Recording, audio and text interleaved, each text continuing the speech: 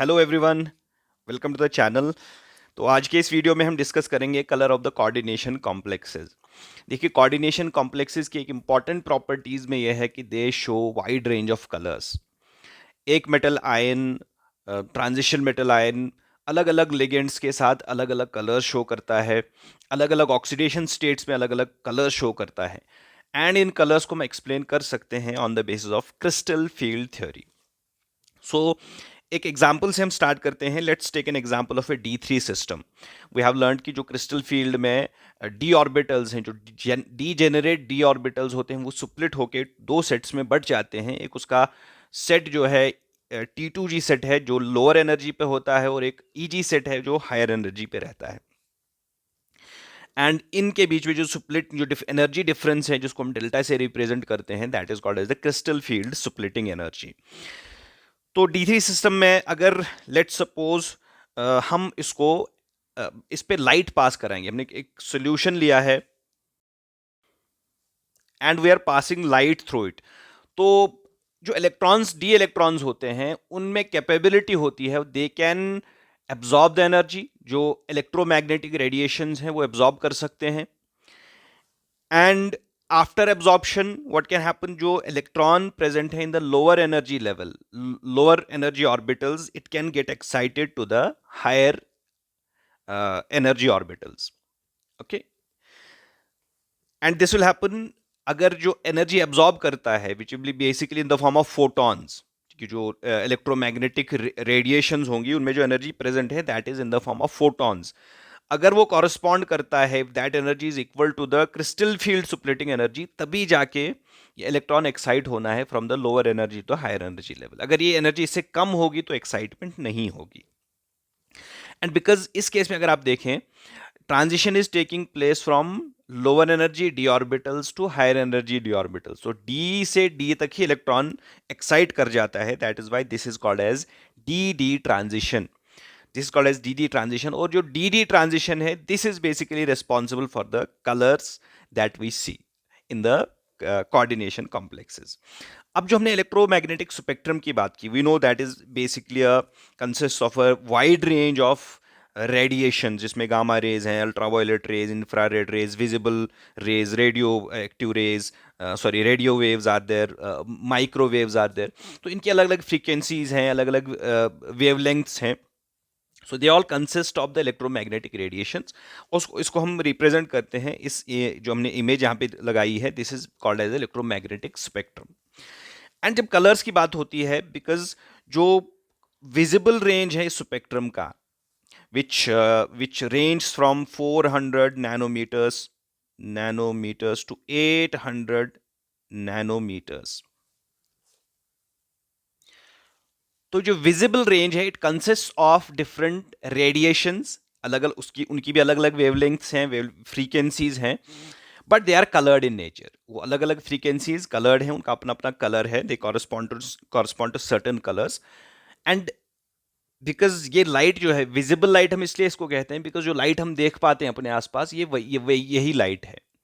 This is also sometimes called as white light, क्योंकि ये सारे कलर्स जब मिक्स होते हैं, they give the complementary colour which is white in colour. तो इसलिए जो जो लाइट हमें दिखती है किसी भी सोर्स से हमारे आसपास में, जो हम देख पाते हैं, we can't see any colour in that. लेकिन अगर हम उन रेडिएशंस को जो उसमें प्रेजेंट है, which range from violet to red, 400 to 800 nanometers, तो अगर हम उनको स्प्लिट करते हैं, maybe with the help of a prism, आपने एक्सपेरिमेंट किया भी होगा, तो you can see those colours. या जो कलर्स आप रेनबो में देख पाते हैं, they are basically the part of the visible light. तो मोस्टली जो ट्रांजिशंस होती हैं, डी ट्रांजिशंस होती हैं, they are enabled by these radiations. जो विजिबल पोर्शन है उसकी एनर्जी कॉरस्पॉन्ड होती है to the this crystal field energy. तो ये ट्रांजिशंस होती हैं, and most of the transition complexes are coloured, we can see their colour. Okay, they appear coloured to us. लेकिन यहाँ पे जो पॉइंट हमें याद रखना है कि जो colour, because it will absorb certain, the complex will absorb, इस ट्रांजिशन को करने के लिए जो कॉम्प्लेक्स है वो सर्टन रेडिएशंस को, मे बी एक कलर को, दो कलर को, या तीन कलर्स को, या उससे ज़्यादा को भी एब्जॉर्ब कर सकता है। लेकिन जो कलर हम ऑब्जर्व कर पाते हैं which is visible to us, that is the complementary colour. ठीक है, तो एक तो एब्जॉर्ब्ड रेडिएशंस हैं, इफ लेट्स सपोज एक complex red, yellow, orange, blue, violet को एब्जॉर्ब कर लेता है एंड सिर्फ ग्रीन कलर को वो ट्रांसमिट करेगा, तो जो कॉम्प्लेक्स होगा वो ग्रीन हमें दिखेगा, उसका कलर जो है सॉल्यूशन में वो ग्रीन दिखेगा because it's transmitting that green colour. So we can say that observe colour जो होगा that will be the transmitted colour, या in other words that will be the complementary colour. ठीक है, इस चीज को हम बहुत इजीली समझ सकते हैं with the help of this colour wheel. ठीक है, इसमें तीन colours they are considered to be the primary colours, जो ब्लू है, रेड है एंड येलो है, they are the primary colours. And इस व्हील में जो आप उसका अपोजिट कलर देखेंगे that will be complementary to it. What does that mean? For example, एक सॉल्यूशन आपको it seems to be green, it appears to be green in colour, तो हम ये कहेंगे कि it's basically absorbing red, so that is why it is appearing green to us. तो इस colour wheel की बेस पे हम इजीली इसको परसीव कर सकते हैं। Similarly, if solution if a solution absorbs the purple color, so it will appear as yellow in color. If a solution is blue in color, that means it's absorbing the orange color, or blue color जो है that is it's transmitting. So जो observed color होता है that is basically the transmitted color in simple words. Now if we look at this electromagnetic spectrum, इसमें आप देख सकते हैं जो लेफ्ट साइड में रेडिएशंस हैं, जो गामा है, एक्सरे है, अल्ट्रा वायलेट है, फिर विजिबल पोर्शन में भी जो वायलेट है, तो इनकी फ्रीक्वेंसीज आप देखें they are at higher frequencies and their wavelength is short, therefore उनकी एनर्जी जो होगी they will be at higher energy, they will provide high energy also to the for the transition.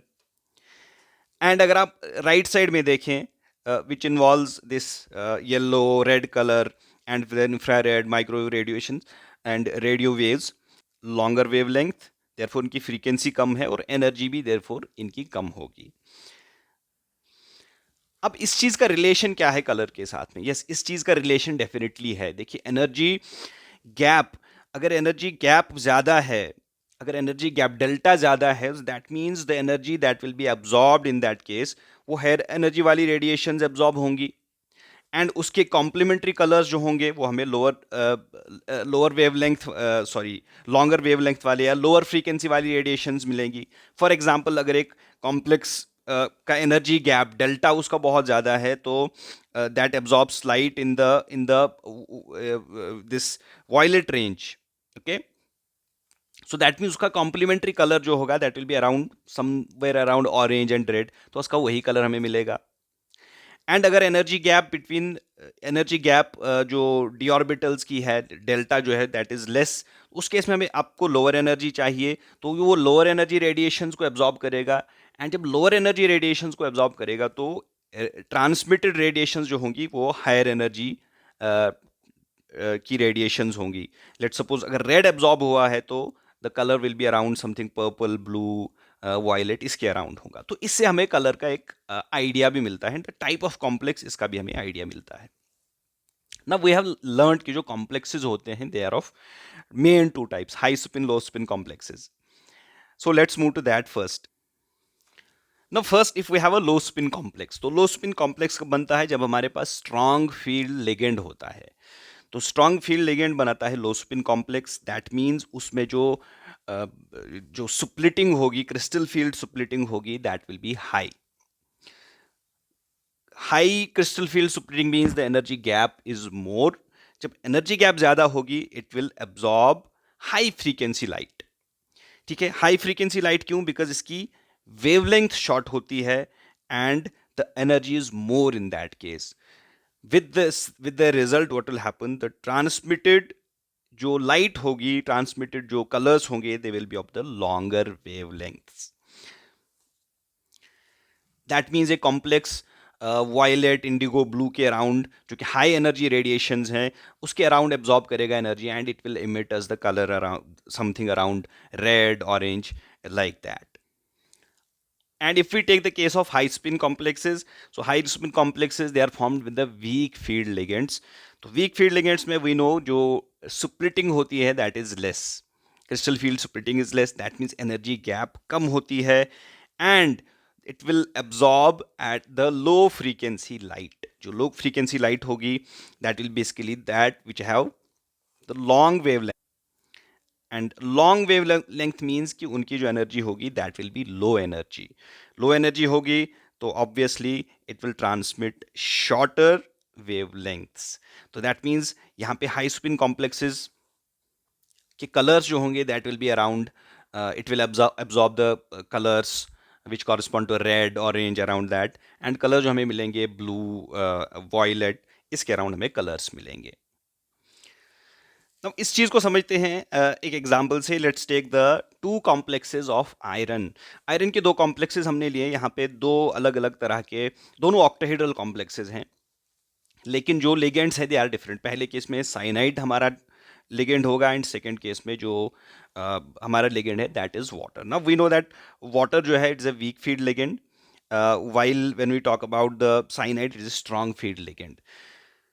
Cyanide strong field ligand है, that means in this case जो delta O होगा that will be more. Okay, that will be more in this case. And जो second case है जहाँ पे water हमारा ligand है, इसमें जो डेल्टा ओ होगा that will be less. So this will be more and this will be less. Delta O ज्यादा है, that means you will need more energy. आपको एनर्जी ज्यादा चाहिए to excite an electron from the lower energy to the upper energy level, क्योंकि energy gap ज्यादा होगा. And water के case में आपको एनर्जी कम चाहिए. दैट मीन्स जो पहला कॉम्प्लेक्स है it will absorb energy in the which correspond to the radiations having shorter wavelength. They have short wavelength, इसको हम लैम्डा से रिप्रेजेंट करेंगे. And that means their frequency is higher. उनकी frequency जो होगी that will be high. So frequency is higher, shorter wavelength होंगे, and we know that the colors will correspond to obviously to violet या indigo, blue, something where purple around this. ठीक है. and जो observed color होगा that will be complementary color. जब इन colors को ये absorb करेगा which are at the higher energy because it needs higher energy, strong field है, splitting ज़्यादा है, so इन कलर्स को एब्जॉर्ब, इनमें से किसी कलर को या कॉम्बिनेशन को एब्जॉर्ब करके इसका कॉम्प्लीमेंट्री कलर देगा. सो इनका कलर जो होगा complementary that will fall somewhere into in red region में या ऑरेंज के रीजन में, इसमें फॉल करेगा. एंड यस एग्जैक्टली जब हम इस आयन के इस वाले कॉम्प्लेक्स में, साइनाइड वाले कॉम्प्लेक्स में देखते हैं, we see the yellow colour in that case. तो इसका कलर होता है येलो. एंड अगर हम सेकेंड वाले कॉम्प्लेक्स की बात करते हैं जिसमें हमारा वीक फील्ड लिगेंड है, तो ऑब्वियसली सुप्लिटिंग इसमें कम है, so it will absorb long wavelengths. That means कौन सी frequencies? With low frequencies. And जो लो फ्रीक्वेंसीज होती हैं उनकी एनर्जी भी कम होती है. They have less energy which will fall around something यही रेड ऑरेंज वाले. एंड कलर्स हमें जो मिलेगा that will be somewhere between this violet, indigo, blue या ग्रीन भी इसमें इंक्लूड कर सकते हैं.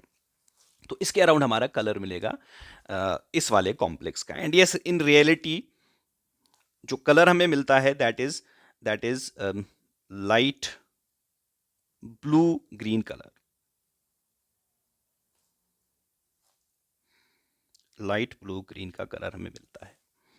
तो इस तरह से कॉम्प्लेक्सेस के कलर्स को हम प्रेडिक्ट कर सकते हैं on the base of this idea. But the main idea colour का ऑब्जर्वेशन जो हमें मिलेगा that will B because of D transitions. अब क्वेश्चन अराइज ये होता है कि जो कलरलेस कॉम्प्लेक्सेस हैं वो कब अराइज होते हैं, वो कब बनते हैं. देखिए दो कंडीशंस ऐसी हैं जिसमें कलरलेस कॉम्प्लेक्सेस बनेंगे.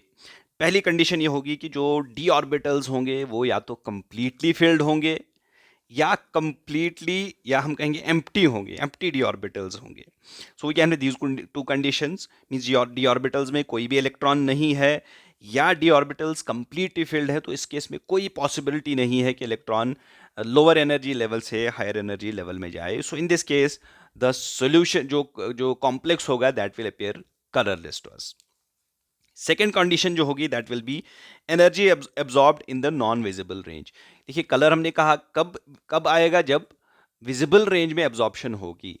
तो although this case is very rare बहुत कम केसेस में ऐसा होता है, लेकिन हो सकता है कई कहीं कई जगह इतनी स्प्लिटिंग है कि energy is absorbed beyond that range, जो नॉन विजिबल रेंज है, which will be obviously more than 800 nanometers या लेस देन 400 नैनोमीटर्स की जो वेवलेंथ होगी, उसमें वो एब्जॉर्ब करेगा।